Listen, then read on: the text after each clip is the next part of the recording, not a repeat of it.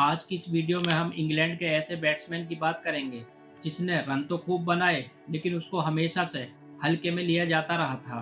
Farmer English batter Graham Thorpe का 55 साल की उम्र में निधन हो गया। उन्होंने 1993 से 2005 के बीच इंग्लैंड के लिए 100 टेस्ट और 82 ओडीआईज खेले थे। उनकी तारीफ में क्रिकेट इतिहास के सबसे अच्छे लेफ्ट हैंड स्विंगर वसीम अकरम ने एक्स पर लिखा कि मैंने जिन लेफ्ट हैंड बैटर्स को बॉलिंग की थी उनमें थोर्प सबसे अच्छे थे। थोर्प का करियर फैमिली प्रॉब्लम्स और बैक पेन की वजह से बहुत प्रभावित हुआ था। इसके बावजूद उन्होंने इंग्लैंड के बेस्ट फिनिशर के रूप में अपनी पहचान बनाई थी। वह खुद को हर सिचुएशन में ढालने में कामयाब रहे थे। जहां उन्होंने लाहौर में 2000 टेस्ट सीरीज के ओपनिंग मैच में पाकिस्तान के खिलाफ सिर्फ एक बाउंड्री से यादगार शतक बनाया था, तो वहीं न्यूजीलैंड के खिलाफ क्राइस्टचर्च में उन्होंने सिर्फ 231 बॉल्स में डबल सेंचुरी लगाकर बाउंड्रीज की बरसात कर दी थी। 1993 में नॉटिंघम में मर्व ह्यूज की अगुवाई वाले ताकतवर ऑस्ट्रेलियन पेस अटैक के सामने थोर्प ने अपने डेब्यू टेस्ट में शतक लगाकर अपनी काबिलियत दिखाई थी। उन्होंने इस मैच में पिछड़ रही इंग्लैंड को न सिर्फ हार से बचाया बल्कि इस हिस्टोरिकल इनिंग के लिए उनको player of the match award भी दिया गया था।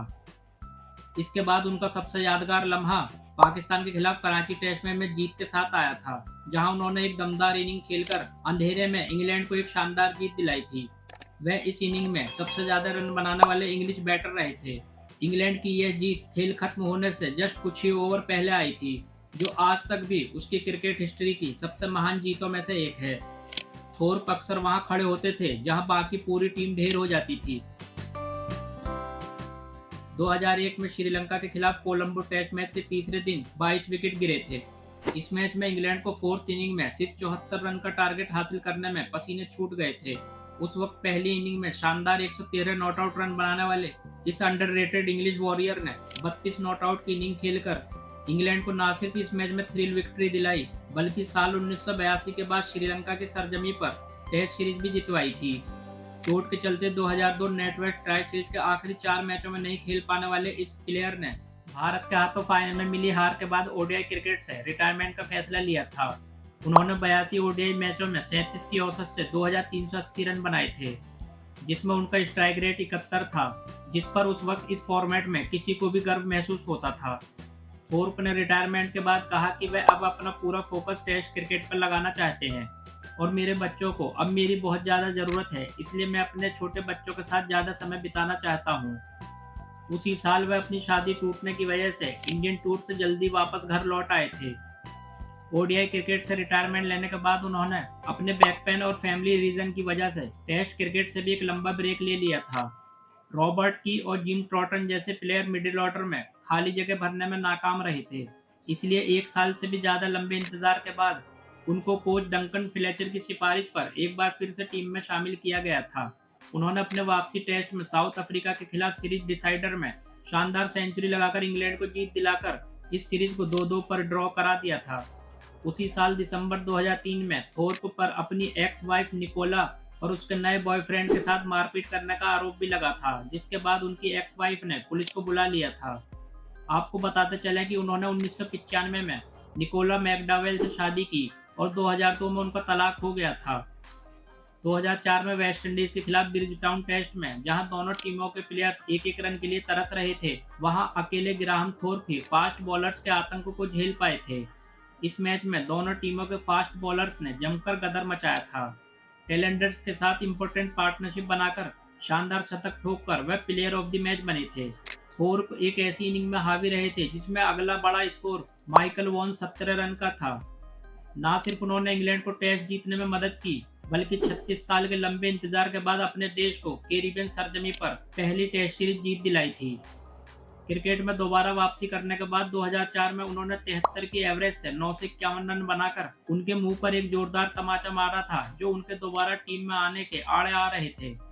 वह वापसी के बाद रन तो खूब बना रहे थे, लेकिन साल 2005 आते आते उनकी उम्र अब 33 साल हो चुकी थी। एक तरफ तेज-तर्रार यंग प्लेयर जिसका सितारा बुलंदियों पर था, दूसरी ओर वह एक्सपीरियंस वाला प्लेयर जो घाट घाट का पानी पिए हुए था। आखिरकार 2005 में केविन पीटरसन को लॉर्ड्स में पहले एशेज टेस्ट के लिए इंग्लैंड की 12 प्लेयर्स की लिस्ट में शामिल किया गया। पीटरसन को ग्राहम थोर्प की जगह टीम में शामिल किया गया, जो अपने बैक पेन से जूझ रहे थे। जाहिर है टीम मैनेजमेंट ने साउथ अफ्रीका के खिलाफ वनडे सीरीज में पीटरसन की बैटिंग को ध्यान में रखा होगा। अब ग्राहम को यह अच्छे से पता चल चुका था कि वे केविन पीटरसन और यान बेल जैसे यंग प्लेयर्स के सामने रेस में नहीं ठहर पाएंगे। इसलिए 2005 एशेज के ओपनिंग मैच के दूसरे दिन उन्होंने टेस्ट क्रिकेट से विदाई ली। इस तरह उसी साल बांग्लादेश के खिलाफ चेस्टरले स्ट्रीट में खेला गया उनका 100वां टेस्ट मैच आखिरी साबित हुआ। थोर्प ने 100 टेस्ट मैचों में 16 सेंचुरीज के साथ 6,744 रन बनाए थे। उनकी 44.66 की बैटिंग एवरेज इंग्लैंड के महान लेजेंड्स डेविड गोवर, ग्राहम वुड, कॉलिन काउंट्रे और माइकल वॉन से भी ज्यादा है। उन्होंने घरेलू मैदानों पर 45 और विदेशों में 44 की एवरेज से रन बनाकर सभी को यह बता दिया था कि वे रन बनाने के लिए इंग्लिश पिचों के मोहताज नहीं थे। उन्होंने अपने टेस्ट करियर की शुरुआत डेब्यू सेंचुरी से की थी, जबकि 66 नॉट आउट रन बनाकर अपना करियर समाप्त किया था। थोर्प को शायद वह सम्मान नहीं मिला जिसके वह हकदार थे। वह दुनिया के ऐसे गिने चुने प्लेयर्स में से एक थे जिन्हें हमेशा हल्के में लिया जाता रहा था, जबकि उन्होंने ज्यादातर मौकों पर हर सिचुएशन में टीम को मुसीबत से बाहर निकाला था। वह 1988 से 2005 के बीच सरे काउंटी के लिए भी खेले थे, जहां उन्होंने अपनी टीम के लिए लगभग 20,000 से भी ज्यादा रन बनाए थे। फास्ट बॉलिंग के साथ साथ वह स्पिन खेलने के भी माहिर थे। उन्होंने एशियन पिचों पर भी स्लो बॉलर्स के खिलाफ अच्छा परफॉर्मेंस किया था।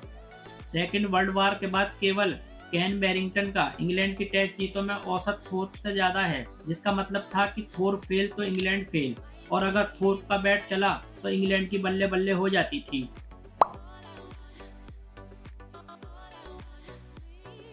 जून 2006 में उनको क्वीन के बर्थडे के दिन member of the most excellent order of British Empire सम्मान से नवाजा गया था।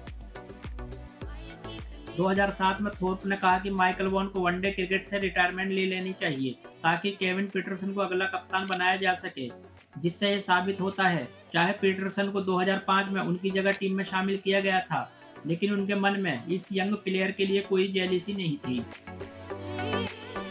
2013 में इंग्लैंड ने न्यूजीलैंड के खिलाफ ओडीआई और टी20 सीरीज के लिए थोर्प को ग्राहम वुड की जगह बैटिंग कोच बनाया था।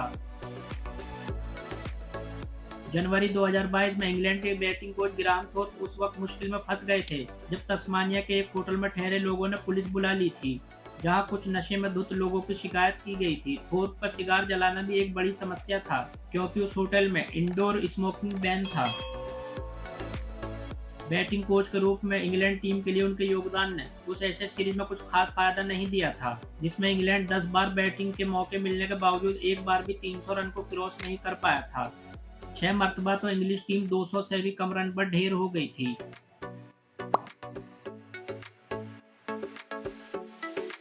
अंत में ग्रेट फिनिशर ने 5 अगस्त 2024 को अपनी आखिरी सांसें ली। वह अपने पीछे अपनी वाइफ अमांडा और 4 बच्चे छोड़ गए थे। इन 4 में से एक उनकी स्टेप डॉटर है। दोस्तों, थोर्प के बारे में आपकी क्या यादें हैं, यह हमें ज़रूर बताएं और साथ ही ज़्यादा से ज़्यादा इस वीडियो को शेयर करें ताकि और लोग भी इस महान वॉरियर के बारे में ज़्यादा से ज़्यादा जान पाएं। चलिए दोस्तों, इस वीडियो को यहीं पर ख़त्म करते हैं। अगर वीडियो अच्छी लगी हो तो प्लीज़ इसे लाइक शेयर ज़रूर कर दें। साथ ही चैनल को सब्सक्राइब भी करें ताकि आपको आने वाली इसी तरह की न्यू वीडियोज़ की नोटिफिकेशन मिलती रहे। वीडियो देखने के लिए आपका बहुत बहुत धन्यवाद।